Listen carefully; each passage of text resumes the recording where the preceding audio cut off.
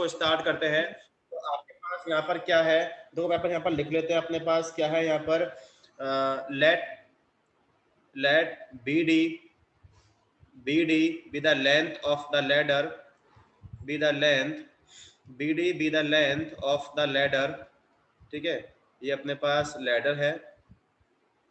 And AC be the electric pole, and AC be the electric pole, AC be the electric pole, इसकी आपको height दी हुई है of height 5 metre, electric pole of height 5 metre, ये आपको दिया हुआ है।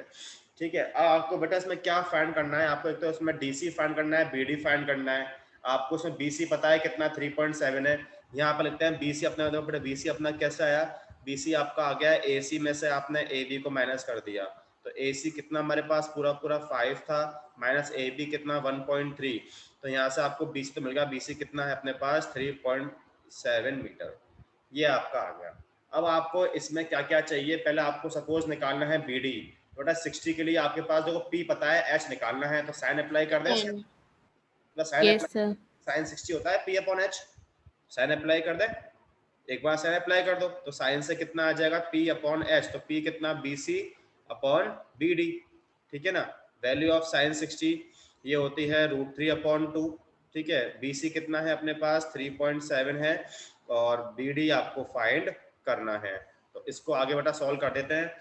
तो यहाँ से कितना आ जाएगा, ये आ जाएगा BD equal to 3.7 multiply 2 upon √3, ये आ जाएगा, ठीक है ना, ये आ जाएगा। इसको आप चाहो तो पूरा रेशनलाइज कर दो, और तो ये √3 हो गया, ये √3 हो गया, तो यहाँ से आपको मिल जाएगा 3.7 मल्टीप्लाई 2 मल्टीप्लाई √3 अपॉन 3, ठीक है बेटा। इसको आप कंप्लीटली सॉल्व करना बेटा, देखो तो ये अपने पास आ जाएगा BD इक्वल टू, ये आ जाएगा अपने पास 7.4, √3 पुट कर देना। आपसे देखो यहाँ बोला क्वेश्चन में √3 कितना है 1.73 है, और डिवाइड बाय 3, ठीक है।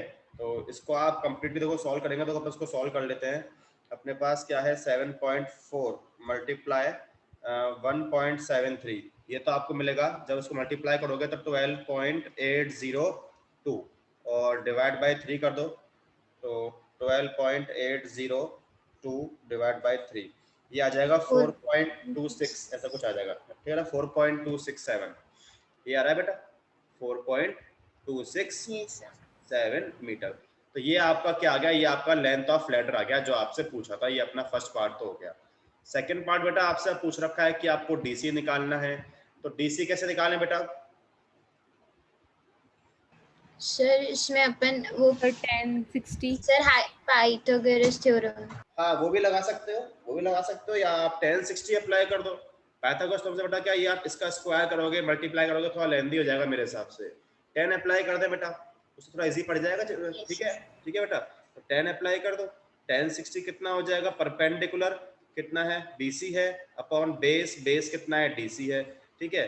तो वैल्यू ऑफ 1060 ये होता है √3, BC अपने पास कितना है बेटा 3.7 है, और अपॉन DC है।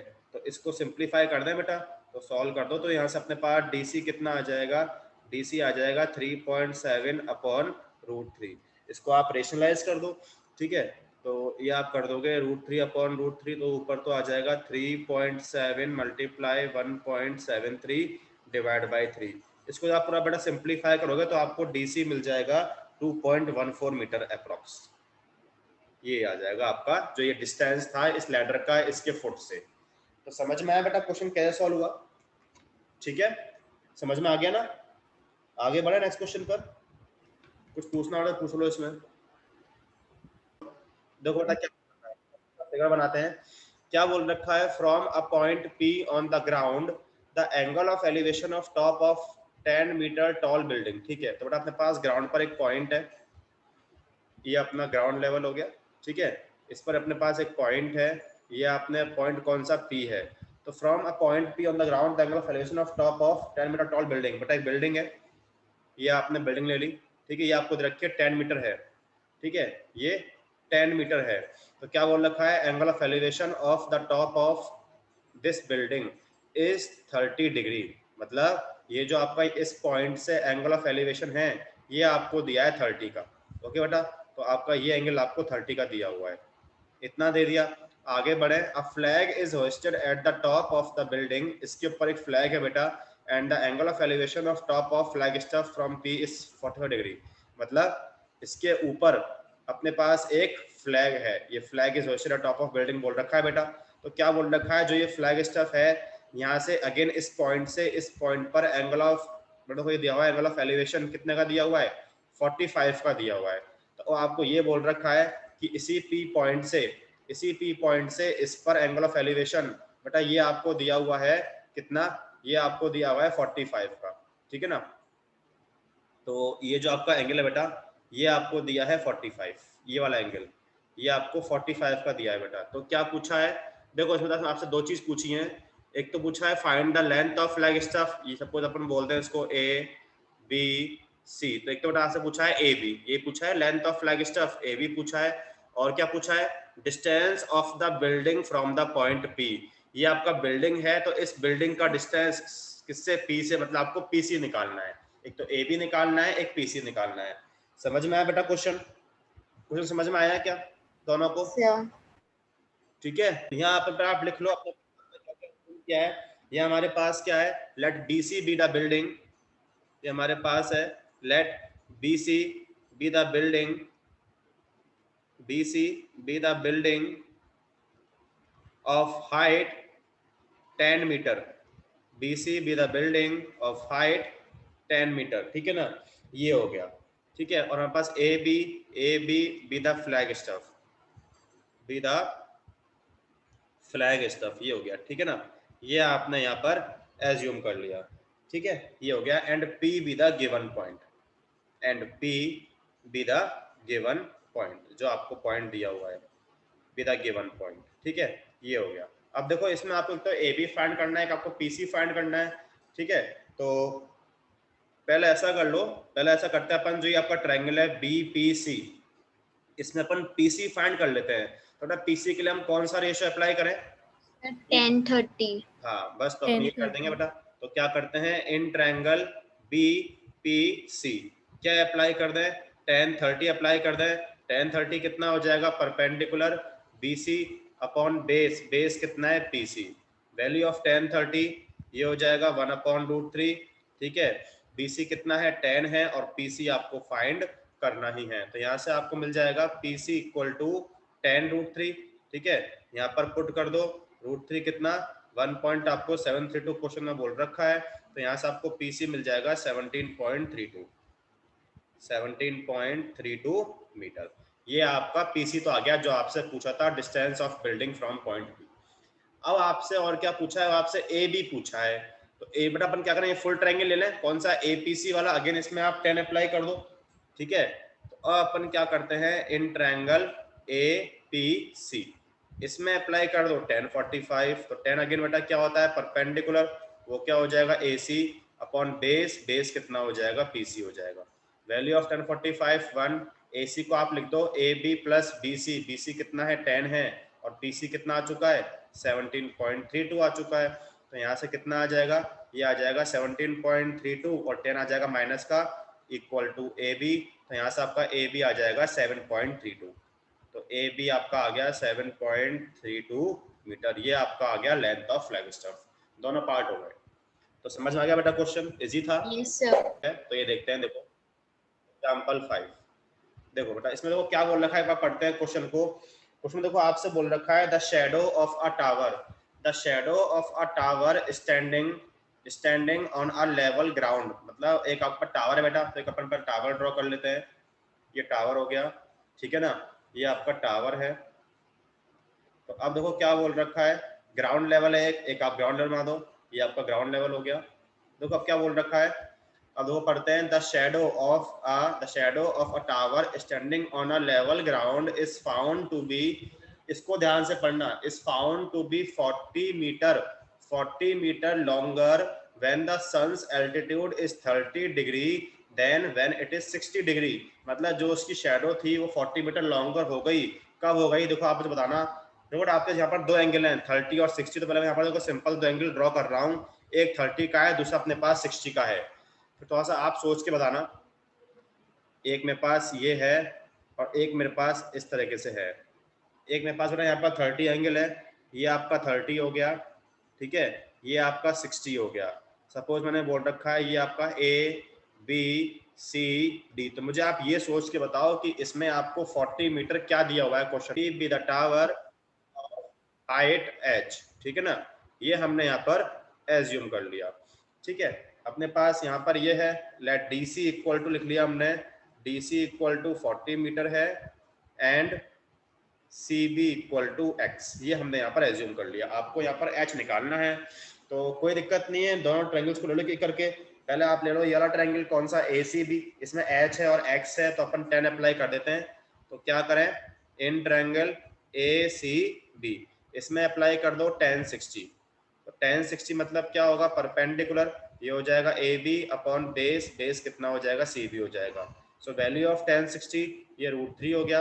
ए बी कितना है, एच है, और सी बी कितना है, एक्स है। यहाँ से एच निकाल लो आप, तो एच इक्वल टू कितना आ जाएगा, x√3 आ जाएगा। इसको अपन इक्वेशन नंबर फर्स्ट बोल देते हैं, ठीक है ना, इतना हो गया।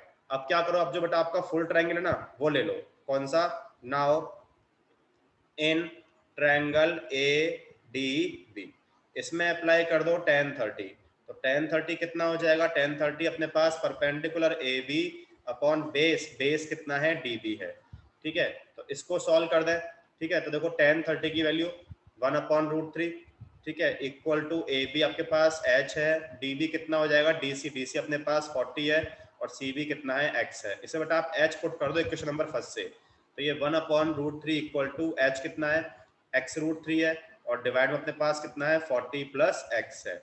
ये आपने पुट कर दिया फ्रॉम इक्वेशन फर्स्ट से, ठीक है। तो सॉल्व कर लो इसको, तो यहाँ से कितना आ जाएगा, 40 प्लस एक्स इक्वल टू आपका हो जाएगा 3x, ठीक है ना, और कितना आ जाएगा 40 इक्वल टू 2x, तो आपको मिल जाएगा x इक्वल टू 20 मीटर, ठीक है। तो आपको एक्स मिल गया। आपसे आपको पूछा है हाइट, तो क्या करो, इस फर्स्ट में पुट कर दें तो आपको हाइट मिल जाएगा, ठीक है।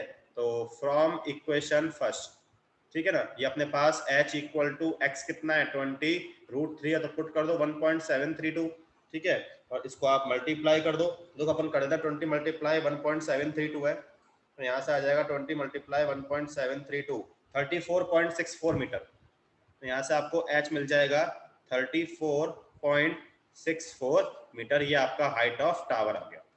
ओके, समझ में आ गया बेटा क्वेश्चन। कोई देखो क्या बोल रहा है, क्वेश्चन पढ़ते हैं एक बार। The angles of depression, the angles of depression of the top and the bottom, the angles of depression of the top and the bottom of an 8 metre tall building from the top of multi storey building. तो बेटा एक तो normal building है, दूसरी आपकी multi storey है, तो बेटा यहाँ क्या सिंपल से मतलब क्या होगा कि जो मल्टी स्टोरी बिल्डिंग बेटा उसकी हाइट क्या होगी, इस बिल्डिंग ज्यादा होगी बेटा, क्योंकि एक तो आपकी नॉर्मल बिल्डिंग है, दूसरी आपकी मल्टी स्टोरी है, तो बेटा इसकी हाइट ज्यादा होगी किसकी, मल्टी स्टोरी की, as compare to normal building, होगा बेटा ऐसा। ये तो अपने पास Yes. ठीक है। तो अपन ऐसा करते हैं, दो बिल्डिंग हमारे पास, तो ये तो सब कुछ आपने ले ली, कौन सी, एक मिनट, ये तो आपने ले लिया नॉर्मल जो आपकी मल्टी स्टोरी बिल्डिंग थी, तो आपने वो ले ली, ठीक है, और ये आपकी हो गई नॉर्मल बिल्डिंग, ये आपका हो गया ग्राउंड लेवल, ठीक है।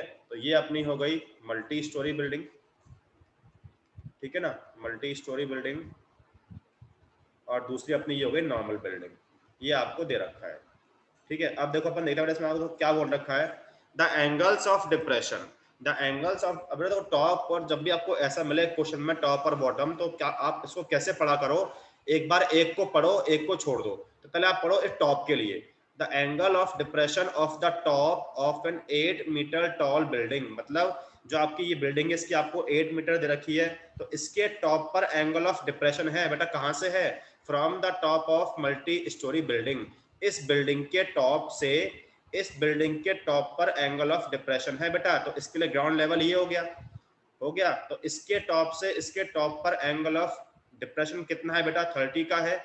तो क्या करते हैं, ऐसे ड्रॉ कर दें, मतलब यहाँ से ये आपको दे रखा है कितने का, ये जो आपका एंगल बनेगा ये वाला, ये आपको 30 का दिया हुआ है। इतना समझ में आएगा बेटा, बताओ पहले, इतना समझ में आया, ये तो आपने कर दिया। अब इसके लिए बॉटम के लिए, अब दोबारा पढ़ो बेटा इसको, the angle of depression of the bottom of 8 metre tall building. अब क्या बात कर रहे हैं कि जो बिल्डिंग है इसके बॉटम पर एंगल ऑफ डिप्रेशन है, कहाँ से है? अगेन इसके टॉप से ही है, from the top of multi storey building is 45 degree. तो अब अगेन इसके टॉप से कहाँ पर है? इसके बॉटम पर है। तो ये देखो आपको इस तरह से दिया हुआ है, ये इसके टॉप से, एक मिनट, ये इसके टॉप से, इसके टॉप से इसके बॉटम पर, ये आपको दिया है एंगल ऑफ डिप्रेशन। बेटा कितने का दिया हुआ है? ये आपको दिया हुआ है 45 डिग्री, ये दिया है बेटा, ठीक है, ये दिया हुआ है। तो क्या पूछा है? आप इसको भी ऐसे ज्वाइन कर दो, इसको ज्वाइन कर दो, ठीक है ना। तो आपसे क्या पूछ रखा है? Find the height of multi storey building.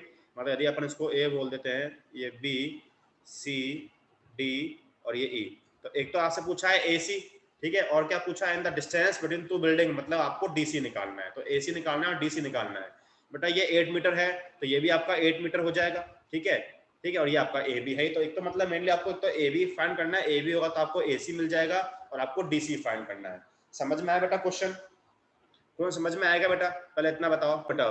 तो पहले है अपने पास क्या है?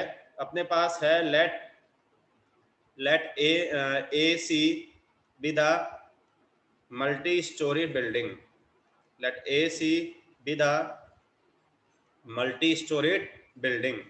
ये अपने पास मल्टी स्टोरी बिल्डिंग है, कौन सी? A C. And E D B the building, E D B the building of height 8 meter, with a building of height 8 metre. Okay, ये है, ठीक है, इतना तो हो गया।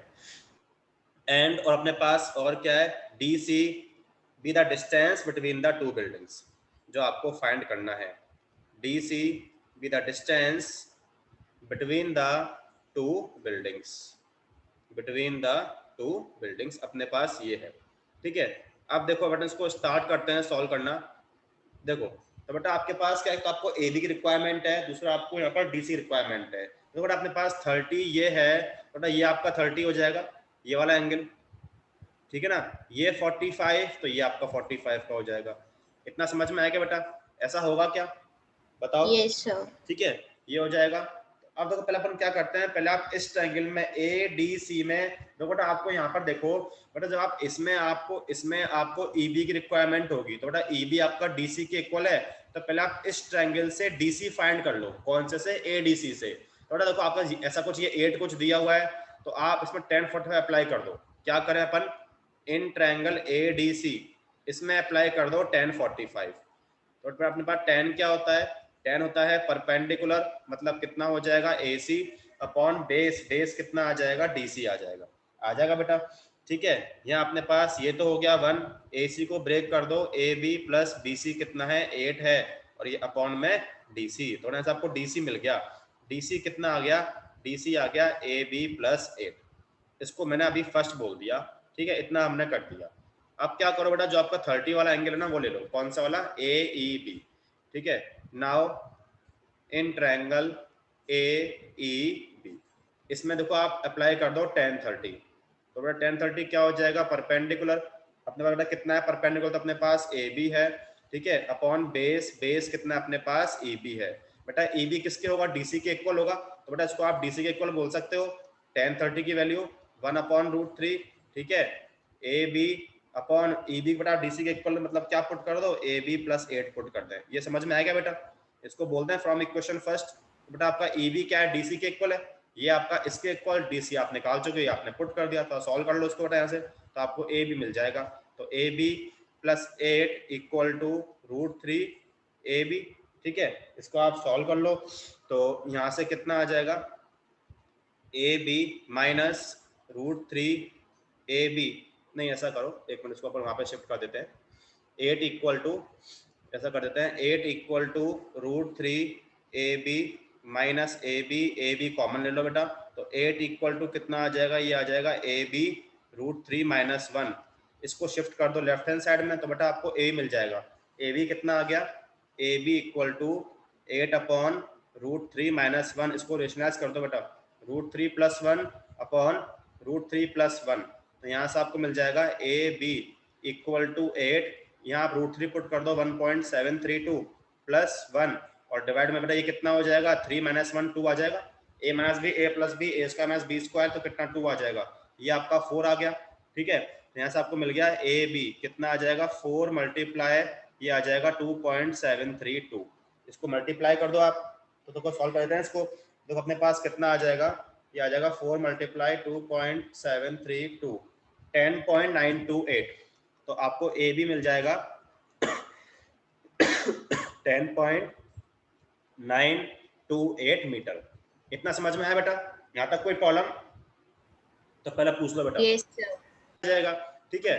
तो क्या कर देते हैं, तो ऐसा करो, देखो यहाँ पर कहता हूँ यहाँ से कॉपी करना। तो अपने पास जो अपन कर रहे हैं, हाँ पूछो बेटा पूछो। 10.928 प्लस का 8 है, तो यहाँ से आपको डीसी मिल जाएगा। डीसी कितना आ जाएगा, ये आ जाएगा 18.928 मीटर। दोनों सेम ही आ रहे हैं, डिस्टेंस और हाइट दोनों सेम ही आ रहे हैं। तो समझ में आया बेटा क्वेश्चन? कोई प्रॉब्लम में? क्वेश्चन में आपसे बोल रखा है from a point on a bridge, from a point on a bridge across a river. थोड़ा एक अपने पास ब्रिज है, अपन एक नॉर्मल देखो ऐसे मैं ड्रॉ कर देता हूँ कुछ इस सपोज अपने पास ये आपको ब्रिज दे रखा है, ये एक ब्रिज है, ठीक है, ये एक ब्रिज है। तो इसमें बेटा क्या अपने पास क्या बोल रखा है, from a point on a bridge across a river. एक रिवर है हमारे पास, ऐसा कुछ देखो ये अपने पास ब्रिज है, सपोज बेटा ये आपका ब्रिज हो गया, और यहाँ अपने पास कुछ इस तरह का रिवर है, कुछ इस तरह से रखा है।